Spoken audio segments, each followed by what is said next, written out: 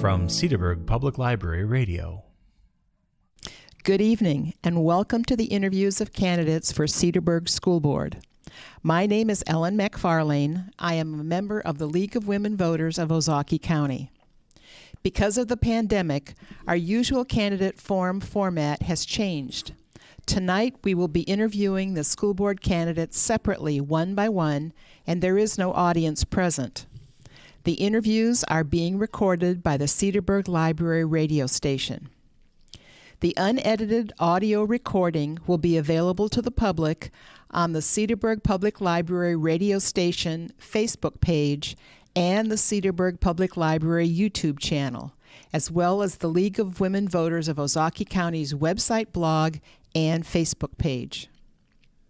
We reached out to the 4 candidates for Cedarburg School Board by phone and by email.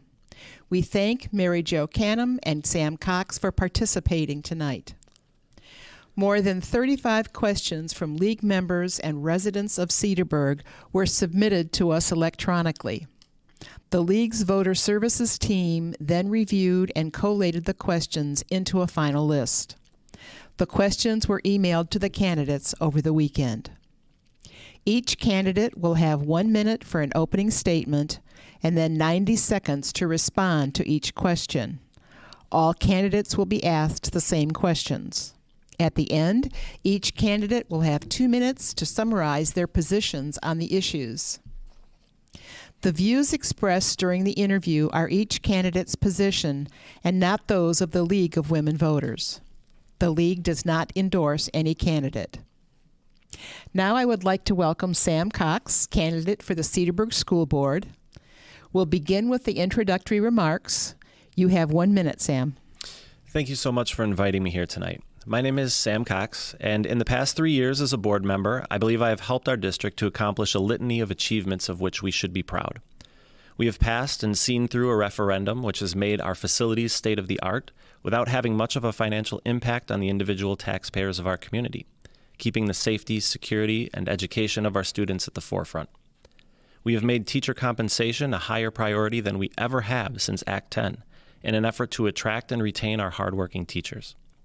We continue to navigate educating our students through a pandemic, mitigating unforeseen circumstances throughout the last year better than ever could have been expected. I recognize, though, that my work as a board member is not done. We need to work to foster an environment of equity, inclusion, and non-discrimination now more than we ever have in the past. These issues are certainly not new, but we need to understand the importance of addressing these issues now. We need to continue to prepare our students to be critical thinkers and problem solvers as what information they know and how they know it continues to change at an exponential rate. Thank you. Thank you. Now for the questions. You will have 90 seconds to respond to each question.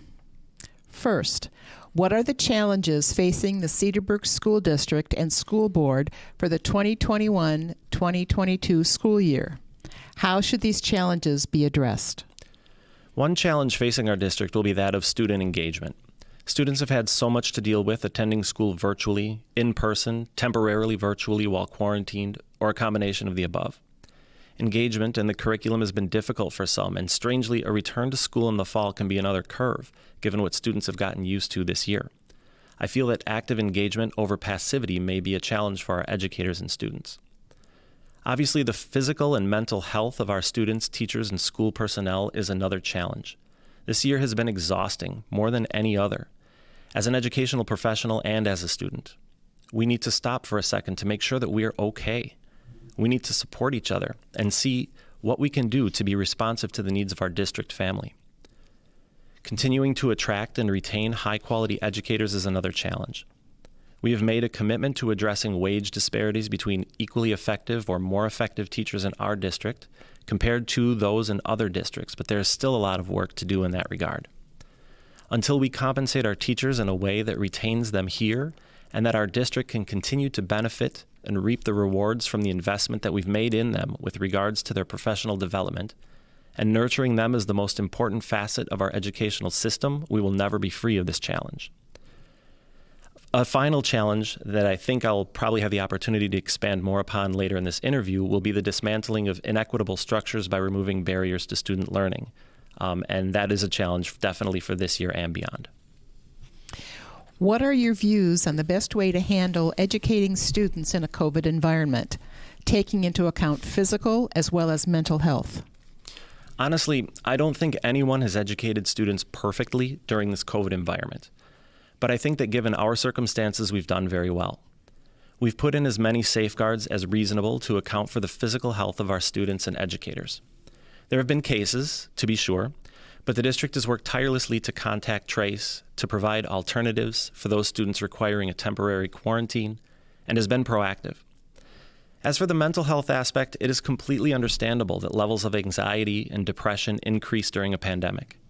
That students need to socially distance in schools, wear masks to ensure their safety and that of their classmates and teachers, stay in their desks for prolonged periods of time while they're used to a school environment in which movement has been part of their creative expression and learning, makes this particular period of time even more difficult for many to not experience a worsening state of mental health. I think this makes it even more important, given everything, to make sure that we are teaching children empathy, building their self-esteem, helping them navigate the pressures of adolescence and coping with trauma. How we educate must be responsive and relevant to the lives our students are leading. And COVID has certainly been a major player in how students have had to deal with the pressures of living and going to school. Being cognizant that this form of education is more nuanced now than ever is a first step in helping our students through this pandemic and whatever is facing them in the future. Tell us how you would manage education in the next school year, assuming the pandemic is under control. Would you consider keeping parts of the policies that were implemented during the pandemic in this school year? Certainly. Our mitigation strategies that have led to state-of-the-art cleaning and sanitation of our buildings is something that is to be admired and must stay in place.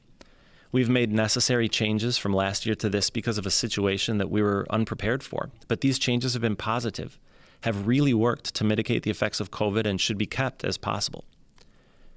Next, despite the fact that in-person education is obviously the ideal method of instruction for students, teachers, and families, this year we've leveraged technology to assist in communication, formative feedback, and creative assessments in a way that we may not have for quite some time had we not had to rely so heavily on technology during this period.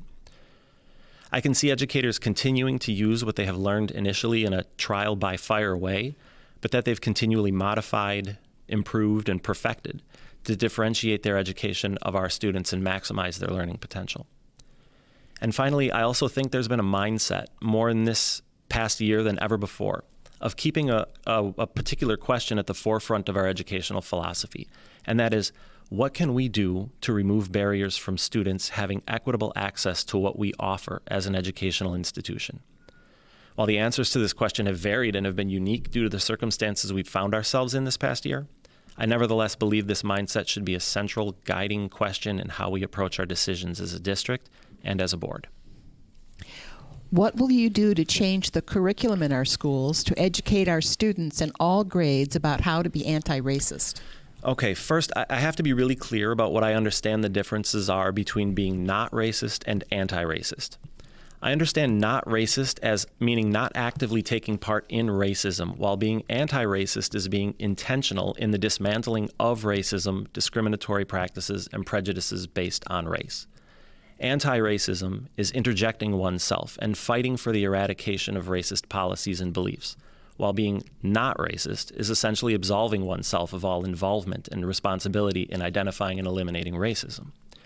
So then, being an anti-racist institution requires the understanding that we as educators and as a school board that supports our educators are lifelong learners, instilling in our students the importance of lifelong learning in this regard. It requires our humility. It requires listening to and engaging with and valuing those who are racially, linguistically, and culturally different than we are. It requires that we constantly re-examine our own ideas, beliefs, and truths, and engage in the sometimes uncomfortable conversations involving them. We at times must expect non-closure. And it's incumbent upon us to make curricular decisions that are a reflection of this philosophy. Through this, we can work toward developing a culture and an ethos in the Cedarburg School District in which not only do we make our values as a community known, but we pass these values on to our students to prepare them for life after leaving our school district. It's important that we prepare our students, not necessarily for our own community, but for their world that they will experience as young adults and leaders in an increasingly diverse society. Do you believe the district should hire a full-time equity director? Why or why not?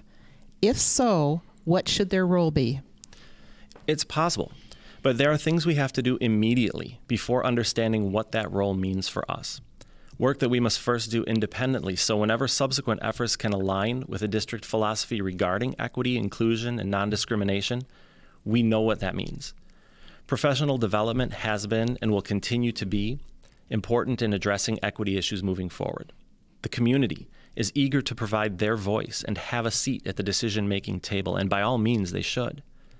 We need to overtly show our support as a school board in our educators' self-assessment and curricular assessment of how to remove barriers and provide a well-rounded and more inclusive education. We need to take a look at our curricular materials and understand what we imply by not including representative materials in what we use to teach. I've heard from some in the community worried about a theoretical sacrifice in rigor or academic excellence were we to do this. Giving our students an education with equity, inclusion, and non-discrimination as a focus, and that academic excellence are not mutually exclusive. In fact, colleges, universities, and the workplace increasingly recognize and reward that sort of preparedness in our students. As such, it may be possible to train and designate someone already on staff to be an internal equity director as part of their workload. It may be more than that. We need to do some work on our end first to understand the best way to move forward and address these issues, and it is urgent that we do this work. We cannot allow that students continue to go through our schools feeling as if integral parts of their identities are not valued in their education. What is the Cedarburg School District doing to prepare students to be responsible citizens? What else would you encourage the school district to do? The list of what CSD does is far too comprehensive to touch on everything in 90 short seconds, for sure. Some examples, though, include the Global Scholars Program that challenges students to be globally competent learners and to understand world issues from a variety of viewpoints. Our language programs at the high school have organized language immersion abroad experiences for our students to develop friendships with citizens abroad and to understand cultural practices and authentic language use in ways that simply cannot be replicated in a classroom. Our community service club encourages students to give back and helps to foster pride and a sense of belonging and the idea that one's home is much more than the house in which they live, but can extend as far as they're willing to extend that idea.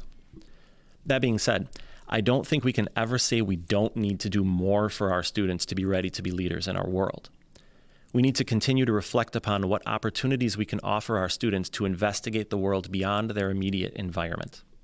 We need to teach in ways to encourage our students to be able to not only identify differences and similarities between themselves and other people, but to be able to explain and articulate their own and others' perspectives respectfully and thoughtfully.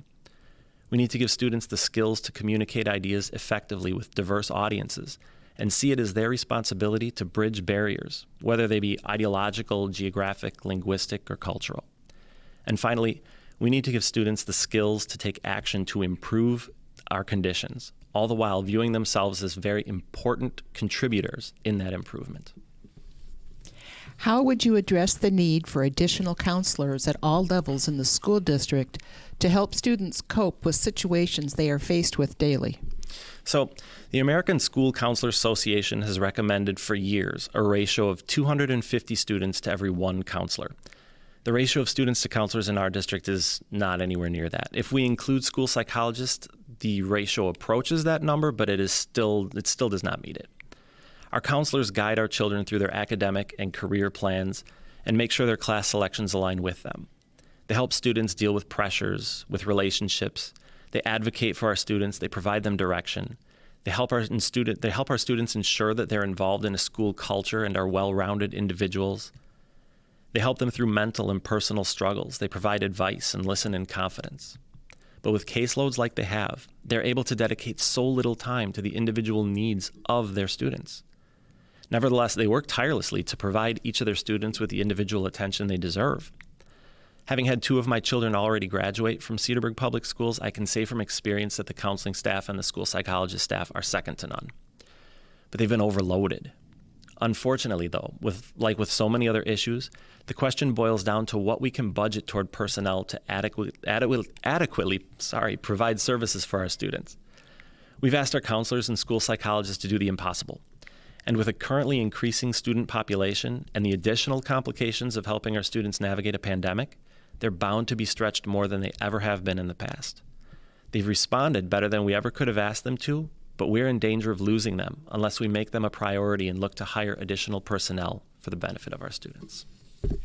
If elected, what is your commitment to listen to and respect the input from your constituents, whether or not you agree?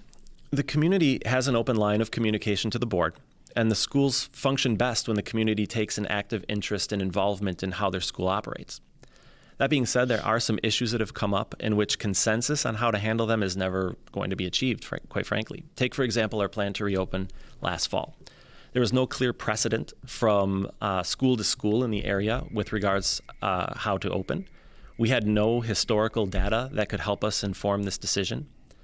We had a very impressive, but in some ways still limited, educational and safety infrastructure already in place.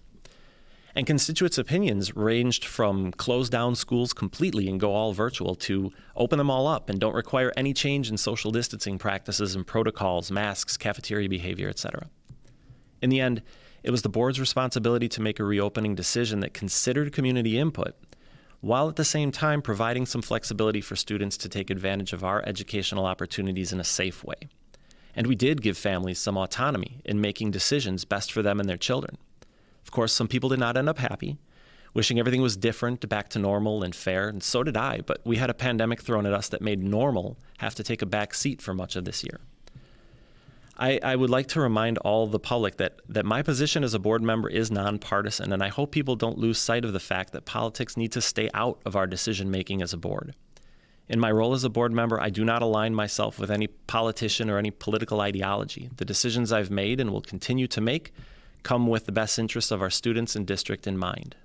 Thank you. That was the last question. Now you will have 2 minutes to summarize your position. Okay, thank you. We are truly privileged. As a parent of students that have already graduated from Cedarburg High School, as well as students currently at Webster and in Thorson Elementary School, I know that Cedarburg Public Schools and its teachers are wonderful. We are leaders in student achievement, and we are admired as such throughout the state. However, there is always room for improvement, and there are always concerns that need to be addressed. The thoughtful questions that our community has submitted are evidence of that. Whether it be concerns revolving equity, preparedness, or the pandemic, we need a responsive school board to address these concerns head on. Just as we expect from our students, our constant reflection upon what we do, how we do it, and our desire to continually improve ourselves are paramount for us to remain in a place where we are recognized as leaders. That being said, I think the two best candidates to do just that are those who have shown up for this forum tonight. You've heard Mary Jo speak for herself, and I hope that my answers in this forum have convinced listeners and other involved citizens and have earned your votes on April 6th. Going forward, and given whatever challenges face us as parents, co-educators, and community members, I feel the two of us interviewed tonight are the best equipped and most interested in ensuring we move forward together. We understand and will work not to lose touch in understanding that it is when our students, educators, administration, school board, and community all work together toward common goals in ways that are honest, appreciative, valued, respectful, and empathetic, we can truly continue our district's mission of challenging students to achieve their goals and dreams. I look forward to having the opportunity to serve the members of this community during another term as school board member. Thank you. Thank you, Sam, for giving us your time and your thoughts this evening. It is the League's hope that these interviews will give you, the voters, information that will help you cast an educated vote on April 6th. Thank you.